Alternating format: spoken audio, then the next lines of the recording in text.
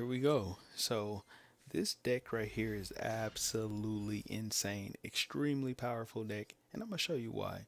So I'm gonna go ahead and start off with Pyrorized maps. Now I already have Parallelixies in my hand. If you've seen any of my other videos, I normally would search for 4 mud skipper, but since I already have Parallelixies, I don't need the 4 mud skipper. I'm just going to search for another Scareclaw monster.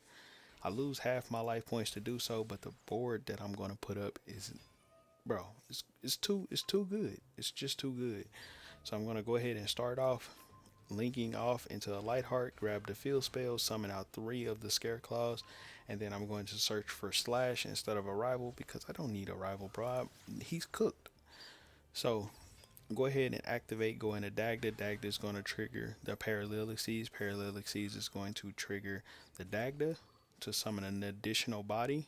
And then it's also going to set the scythe onto the field. I'm going to go into, bro, Cherubini. Cherubini can literally, like, bro, this card provides so much value. It can send the water enchantress to start the adventure engine. Then I use these two to go into IP Masquerena, and then, but basically, I'm going to activate the water enchantress to grab the Rite of Air's Mirror, activate that, summon a token, and then from there, I'm going to just get rid of the field spell because I don't need it anymore. It doesn't really provide me any value.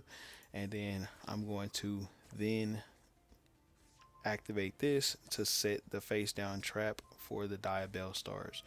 Then I'm going to grab Wandering Griffin Rider and then send the Draco back to the graveyard. That's going to re-equip to the field. And then I'm going to go into Predator Plant Verde Anaconda. Predator Plant Verde Anaconda is going to bring out DPE. And then I can just pretty much end my turn. So let's let y'all know what I'm looking at right now. I didn't want to summon the Wandering Griffin Rider out onto the field for one reason. For one reason and one reason really only. I need space to summon the Scythe. And I don't really want to pop DPE to send with the Scythe to go to the graveyard. Even though that will probably be a pretty good play, but basically this card brings all of his attack down, and it forces him to, if he's going to Call by the Grave this card, most people try to save Call by the Grave for this. If he's going to Call by the Grave DPE, he would have to find a way to get it off the field first and then Call by the Grave it. So most people will hold their Call by the Grave for this particularly instead of even worrying about the scythe. So that's why I'm doing it like this. So basically, this field, I got IP Masquerena to link on my opponent's turn. Draco back protects the adventure token. The adventure token allows me to summon out the Wandering Griffin Rider, which becomes an Omni Negate. DPE can pop a card on the field. Diabell Star basically makes this card live, so then that way I can negate any card that's on the field off of this card's effect. And then on top of that, Diabell Star, when it hits the grave, it can resummon by discarding something on the field. So that'll allow me to basically kind of recycle this card's effect by using a wanted. And then of course we got Artifact Scythe, which can scythe lock our opponents, and we got Slash. So if I can successfully link off Masquerena into a Scareclaw Tryhard, which I would use the Predator Plant Verde Anaconda, IP Masquerena, and then the Scythe that I'm going to pop to go into that Scareclaw Tryhard. Now let's see what happens. So I go ahead and pop the Scythe, and I also pop the Draco back. Important to know that Draco back, if it is popped, comes right back to the field. And then I just set the Scythe, or summon the Scythe. And then I just flip slash and activate Maxi, and let's see what happens. Now my opponent is going to hit me with a spear mode.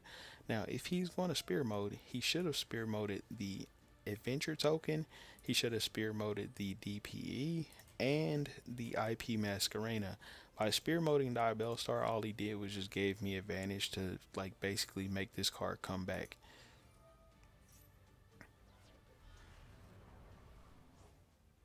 So he just spear moded that for absolutely no reason. I go ahead and summon our Wandering Griffin Rider, and because Diabell Star came back to the field, I just go ahead and activate the trap, negate this card's effect right here.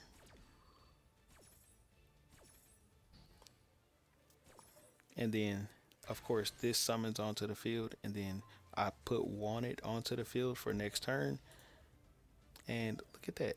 My opponent is going to set 4 traps. Now, if he is playing a runic deck, I bet y'all are wondering, bro, why didn't he, pop off, put his field spell and stuff? Remember, my boys, I side locked him. He couldn't use his extra deck. So he's gonna have to hold that L, my boy, until next turn. Then on top of that, I got Wandering Griffin Rider, which is an Omni Negate, can negate any of these. DPE, he destroyed it, so I can't use that. I can also use Draco back to get rid of another one of these. So 2 of these are gonna get, yeet the fuck out of here, my boy.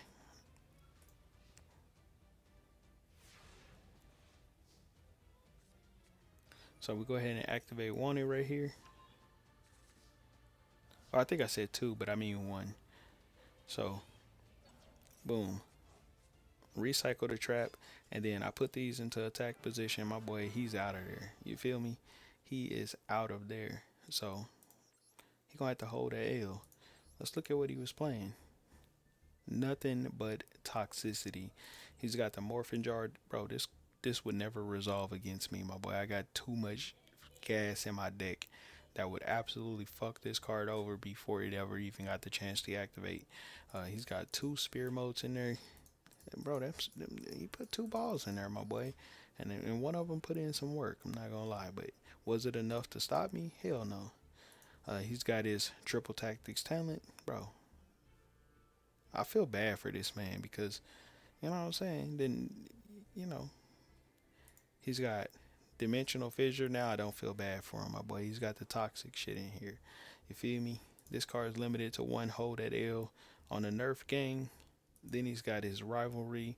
He's got a skill drain, bro. I'm glad you lost, my boy. He's got wall of revealing light. He's got there can be only one. Bro, this man has all the most toxic shit in this deck ever, bro. All the most toxic shit. Like, this deck is just full of toxicity. So he gonna have to hold that L forever. Now let's look at the deck that I cooked him with.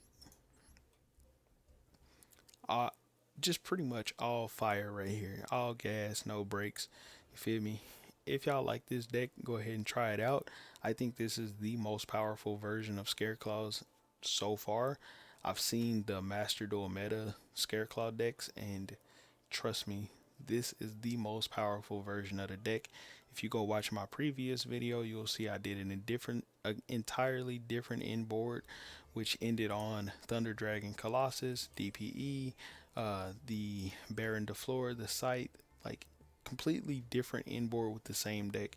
Every time you play this deck, you're getting a fire inboard, and something very similar happened in that match where instead of him dropping a spear mode, he actually dropped a lava golem on me, and still he lost. Didn't matter. This board almost cannot be broken, bro. Like, the board that you put up with this deck is too crazy. So hopefully y'all enjoyed this video. I'll catch y'all on the next one, and peace.